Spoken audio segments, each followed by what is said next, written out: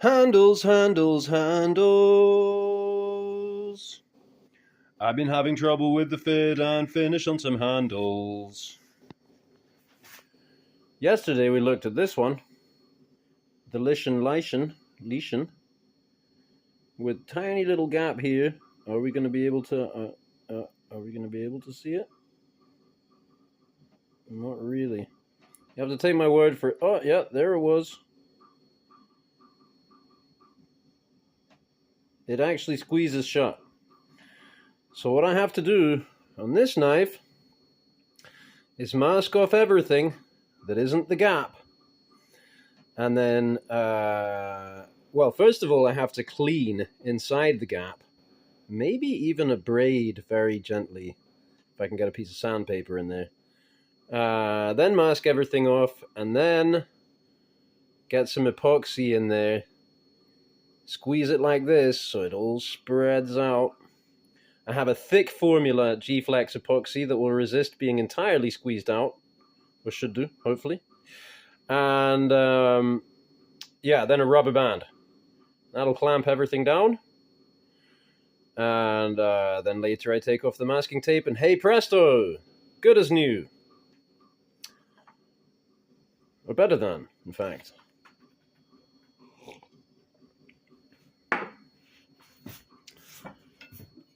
The Wyvern. A very amazing piece. Delighted I got it. I don't think I've really had any kind of optimal use out of this thing yet. So far I just used it for chopping oak, which is not really a good task for any kind of sword. Except maybe an oak chopping sword, specifically designed and engineered for that task. This thing, however, my goodness, amazing chopper, loving it. However, the handles were wobbly, and then I noticed there were gaps in that as well. These scales are not actually totally flat. Maybe it's the other one, it's worse. Yeah, this one's worse. See that? How would it spin around like that if it weren't bowed in the middle? So that's fine, because these are flexible, and they are basically kind of, they will be very nicely flat. However, they should be roughed up, because I'm going to put everything together with epoxy on this one as well. So, shock. This handle is shocking. And actually, I think that skeletonizing, bad idea. Very bad idea. And they did it on this one too.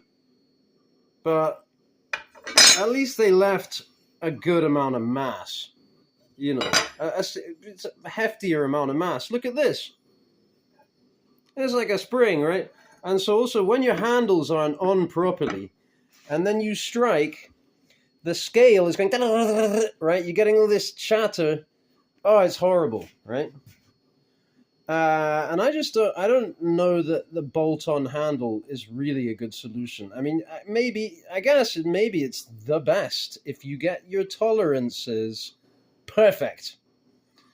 But these neither of these are up there in that regard. So the pieces are wobbling around just ever so slightly. Brand new, out of the box.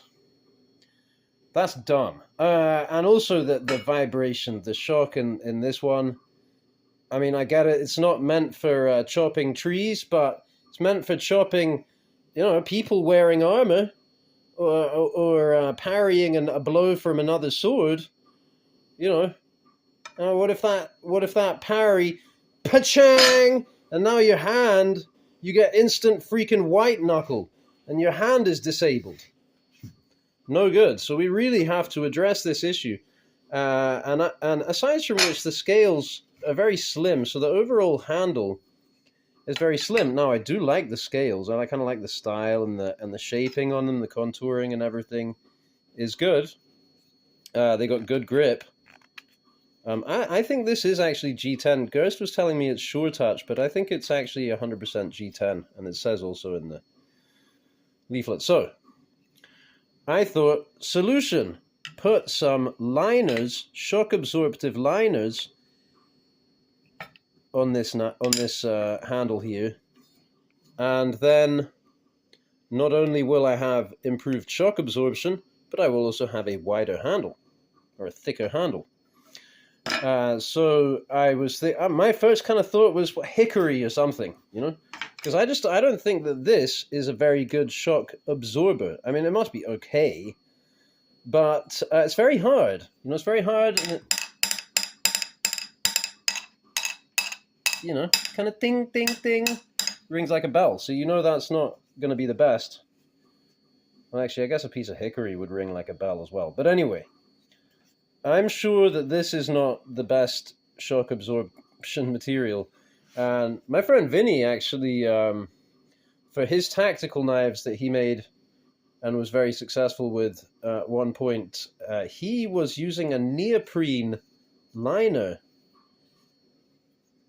which I thought was fascinating. You know, neoprene is kind of spongy, but I guess you once you impregnate it, the whole thing with epoxy, and then you clamp it, it's not really going to be spongy anymore, but it's going to retain that awesome shock absorption.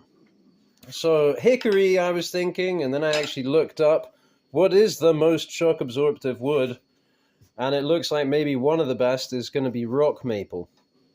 My neighbor gave me this piece of rock maple. Used to belong to his father. And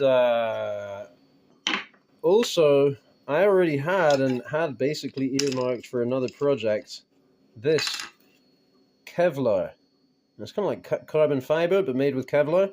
It's a lot more flexible, and it won't have nearly the compressive strength of carbon fiber. However, it will have amazing tensile strength, and even compressive strength far beyond that of pretty much any wood out there. And Kevlar, well, what do they use it for? Bulletproof vests and that kind of thing. So it is an excellent shock absorption, and also has these pretty little bits of brass in there or something. So I switched over from thinking to use wood on this, which, you know, mixing wood with this and this seems a little weird anyway. So this is like a classy alternative. Video size. Okay, we're going to have to wrap up. So that's that. And then this rock maple I'm going to use to make liners for this. And that's what I had to say. Thanks for watching.